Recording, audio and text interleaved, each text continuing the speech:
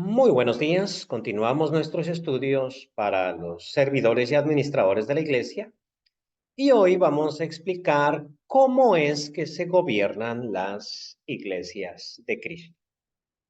Bueno, resulta que las iglesias de Cristo pasan por un proceso de maduración. No se gobiernan de igual manera cuando empiezan que cuando ya son maduras. Y para explicar esto vamos a tener una línea del tiempo y vamos a dividir la edad de la iglesia en tres espacios. Vamos a hablar, por ejemplo, de su nacimiento, su formación como iglesia, porque toda iglesia es constituida en determinado momento de su vida. Luego vamos a hablar de su maduración, que es un proceso, y después de las características que esta iglesia tiene cuando ya es madura. Pues bien, hablando del nacimiento, en un principio, la iglesia está constituida por un pequeño número de personas. A veces nada más son tres, cuatro, qué sé yo. Donde dos o tres estén congregados en mi nombre, dijo Jesucristo allá en el Evangelio de Mateo, ahí estoy yo. Claro que en ese pasaje específico estaba hablando de la disciplina dentro de la iglesia, pero igual dos o tres personas ya constituyen una iglesia. Al principio la iglesia entonces está constituida por un pequeño número de personas. En ese sentido, como el número es muy pequeño, las decisiones, gobierno ya de la iglesia, es muy democrático. Las decisiones son muy democráticas. Claro, se pueden poner de acuerdo y se le puede pedir la opinión a cada uno y entre todos pueden perfectamente decidir lo que van a hacer. No en aspectos de doctrina, pero sí en aspectos prácticos como a dónde van a ir, dónde se van a congregar, a qué hora lo van a hacer, etcétera. Otra de sus características es que en su edad de nacimiento, en sus primeros años de formación, el cuidado pastoral lo ejerce el misionero. Aquí la vamos a llamar misionero, porque generalmente, y no siempre, las iglesias son formadas porque alguien decide viajar hasta cierta ciudad e iniciar una iglesia. Ese que viaja hasta esa ciudad es un misionero porque lleva una misión. En griego, a esa persona se le llamaba apóstol. De hecho, en griego envío, sí, en griego envío es apostelo, y de ahí viene la palabra apóstol como aquel que es enviado, y en latín enviar es misare, y de ahí viene la palabra misionero. O sea, misionero y apóstol es exactamente lo mismo. Hoy en día en las iglesias evangélicas se utiliza mucho el término apóstol, pero ellos lo mal usan porque hablan exclusivamente de aquel superpastor, o mejor dicho, pastor de pastores. Esa figura no existía en el Nuevo Testamento. Habían 12 apóstoles con esa categoría, sin embargo, también a Bernabé y a otras personas se les llama apóstoles en el Nuevo Testamento en el sentido de misioneros, aquellos que empiezan las iglesias. Pues bien, cuando la iglesia es pequeña, cuando están haciendo su cuidado pastoral, lo ejerce la persona del misionero. Y eso es obvio, porque la mayoría de los hermanos son tiernos en la fe y no pueden cuidar, pues todavía necesitan de ese cuidado. También esta iglesia es dependiente económicamente. Y esto se debe a que este misionero, y estoy hablando de la praxis actual, ¿sí? No del ideal, este misionero en cierto sentido recibe un apoyo económico externo, es decir, de otra iglesia que colabora con el nacimiento de esta nueva obra. Digamos que sea este misionero de la ciudad vecina. Alguien le ayuda con su pasaje, alguien le ayuda con sus gastos, o sea, de un país vecino hay una iglesia que lo envía y que por lo tanto sufraga parte o todos sus gastos. El apóstol Pablo recibía ayuda, por ejemplo, de los filipenses o de la iglesia de Antioquía en sus viajes misioneros. No le daban a él el gasto total que necesitaba para poder sobrevivir. Él trabajó con sus manos, trabajaba con cueros, hacía labores manuales, como hemos dicho, y pues muchos misioneros en los siglos pasados lo hicieron exactamente de la misma manera. En los últimos años en que la economía de Estados Unidos ha mejorado mucho, generalmente ellos enviaron y envían todavía misioneros a diferentes países, pero la situación podría volver a cambiar. De cualquier manera, la iglesia naciente en su origen es dependiente económicamente, puesto que no pagan a su propio misionero, sino alguien más sufraga esos gastos. Después tenemos la época de maduración. En esta época, el número de cristianos se incrementa, obviamente por el trabajo del misionero. Aparte de eso, más hermanos empiezan a agregarse al cuidado pastoral. Existen hermanos mayores que ya velan por el cuidado pastoral de aquellos nuevos que acaban de entrar a la iglesia y colaboran con el misionero o, en su defecto, él ha dejado a la iglesia y la iglesia empieza a dar sus primeros pasos ya como una iglesia madura independiente. Aparte de eso, las decisiones ya no las toma la iglesia en pleno, o sea, ya no es aquella democracia antigua, porque el número va creciendo y conforme el número crece, las decisiones tienen que ser tomadas por una pequeña élite que en término general en las iglesias de Cristo debe ser, de otra manera nunca podrá madurar, una junta de varones. Resulta que hay iglesias de Cristo en las que el fundador, es decir, el primero que las inicia, llamémosle evangelista, llamémosle misionero, llamémosle como le llamemos, nunca abandona la iglesia, sino que siempre está al frente de ella, siempre toma las decisiones. Esa iglesia jamás será madura, nunca madurará. Para que madure, las decisiones deben empezarse a tomar en junta de varones. Las características que esos varones deban tener será un tema a manejar posteriormente. Y por último, esta iglesia empieza a independizarse económicamente. Y esto es parte, símbolo de la madurez. Es decir, si la iglesia no se independiza económicamente, bien sea de otra congregación o bien sea de alguna persona que apoye económicamente los diferentes ministerios que ella tiene, no logrará madurar. En su proceso de maduración, entonces, tiene que irse independizando. Además de eso, esto no es necesario, pero sucede, empieza a buscar su propio edificio. Generalmente las iglesias cuando inician rentan algún lugar, prestan una casa, se reúnen en una sala, en un garage, pero conforme el número va creciendo tienen que buscar un lugar donde congregarse. Generalmente adquieren un edificio. El edificio no es esencial, ¿sí? Pero sí importante. No es necesario, pero sí importante. La iglesia primitiva, y esto lo han dejado ver muchos hermanos, la iglesia primitiva carecía de edificios, no los tenía. Se reunían en las casas de los hermanos. Pero la iglesia primitiva tenía dos problemas. Por una parte, la iglesia primitiva era pequeña, por lo tanto no necesitaba más que la sala de una casa romana. Por otra parte, más adelante, cuando sí creció, no podía adquirir propiedades. Y por lo tanto, y también era perseguida, ¿no? Y por lo tanto, tener un edificio que llamara la atención era una muy mala idea.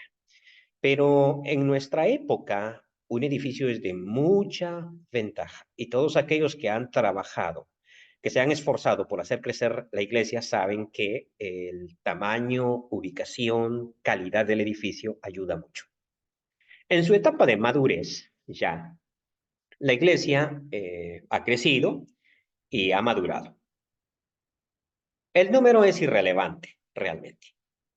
A veces nosotros nos equivocamos al pensar que el tamaño y la calidad de un edificio hacen que una iglesia sea madura y eso no es así. Si depende económicamente, es inmadura. A veces pensamos que la cantidad de hermanos hacen que una iglesia sea madura.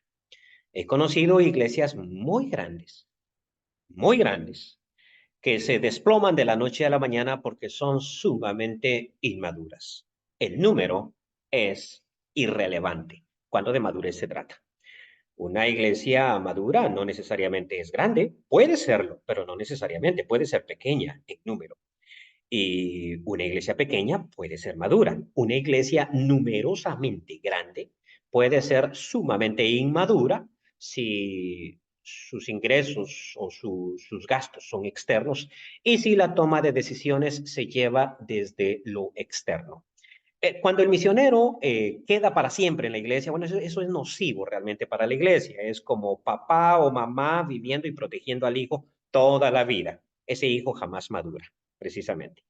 Y eso es altamente negativo. Cuando el misionero se va, la iglesia se divide y se destruye. Y eso es porque él no la formó de manera madura, eficiente. Número entonces es irrelevante. Es gobernada por un presbiterio o colegio de ancianos. Las iglesias evangélicas no tienen un gobierno autónomo. Generalmente es un pastor quien las gobierna, toma todas las decisiones. Eso puede suceder también en una iglesia de Cristo, pero solamente en su proceso inicial o en los primeros pasos de maduración. Pronto tiene que haber una junta de varones que tome decisiones dentro de la iglesia y posteriormente a estos varones, cuando reúnen ciertos requisitos y son nombrados oficialmente, forman un colegio de ancianos o un presbiterio. Entonces, esta iglesia madura debe ser gobernada por un presbiterio. Conste, por un presbiterio, no por un anciano. Sucede muchas veces, por ejemplo, que se nombran ancianos, pero resulta que la persona del predicador, evangelista o como le llamemos, es quien verdaderamente toma las decisiones y los ancianos nada más están de adorno y aprueban todo lo que él dice, o mejor dicho, ni siquiera le discuten. Esa iglesia no es madura porque no está gobernada por el presbiterio. Está gobernada por un evangelista. Los ancianos no gobiernan, solo están de nombre, de adorno. Hay otro tipo de iglesias, que lamentablemente esto nos acontece mucho en la Latinoamérica, que tienen ancianos, pero los ancianos gobiernan cada uno por su cuenta. En vez de tener a un líder, tenemos a cuatro y cuatro o cinco que discuten entre ellos constantemente o que se llevan la contraria. Eso no es sano y eso no es una iglesia madura. La iglesia madura no está gobernada por 5 ancianos, por 4 ancianos, por 3 ancianos, sino por un presbiterio, es decir, un colegio, un equipo de ancianos que piensan y trabajan como una sola persona. Eso es madurez. Bueno, para que la iglesia sea madura, debe ser autónoma y autónoma en este cuádruple sentido. En el sentido económico, la iglesia no depende y no recibe ayuda externa. Ahí es que es madura. Mientras reciba ayuda externa, mientras alguien pague a su predicador, y aquí no estoy diciendo que los predicadores o los ministros no deben de vengar un sueldo. El obrero es digno de su salario. La pregunta es, ¿de dónde procede ese salario? Si procede de lo externo, el ministro se autosostiene. Si procede de lo externo, el ministro, es decir, es sostenido por alguien más o por una iglesia externa. La iglesia no tiene autonomía, no la tiene, porque no controla el trabajo de ese ministro. Tiene que ser económicamente autosuficiente para ser una iglesia madura. Debe ser teológicamente también autónoma. Es decir, no necesitan de algún agente externo que les venga a indicar qué es lo correcto y lo incorrecto o cuál es la doctrina de Cristo. Eso el colegio de ancianos tiene que determinarlo, decidirlo, tienen que ser intérpretes de la escritura, tienen que ser lectores de la escritura. No estoy diciendo que tienen que tener un título en teología, sino que tienen que tener la pericia para interpretar la Biblia por ellos mismos. Está bien de cuando en cuando invitar a alguien a que venga a dar algún tipo de seminario, estudio profundo o lo que sea, al colegio de ancianos, de obispos o de pastores, que viene a ser lo mismo. Pero, en cierto sentido, esos ancianos, esos obispos o esos pastores, tres términos para el mismo cargo, deben ser teológicamente autónomos. También debe tenerse una administración autónoma, es decir, la congregación, gobernada por sus ancianos, toma sus propias decisiones y no necesita que alguien más decida por ellos. Por último, y muy importante, debe ser autónoma en el sentido reproductivo.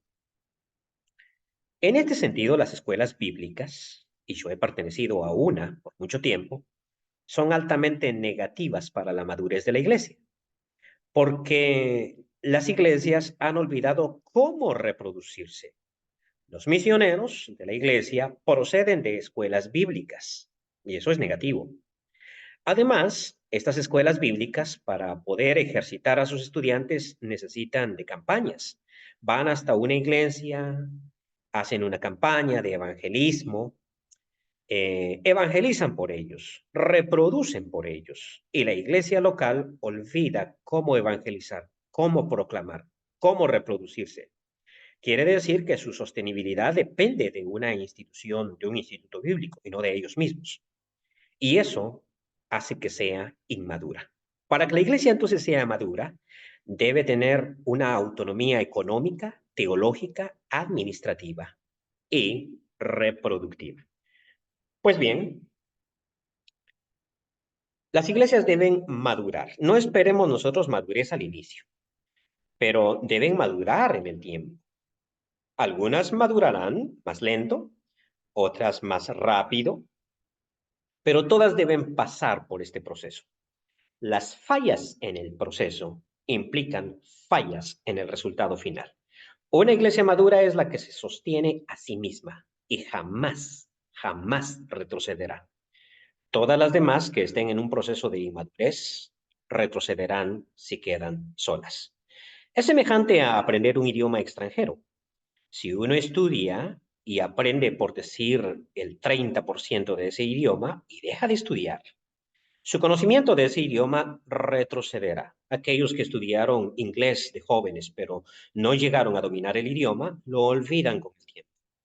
Pero aquellos que lo aprendieron bien, jamás lo olvidan. Es como aprender a montar bicicleta, aprender a andar en patineta o aprender a nadar. La iglesia que llega a un estado de madurez permanece para siempre. Esto es todo por hoy. Que el Señor los bendiga.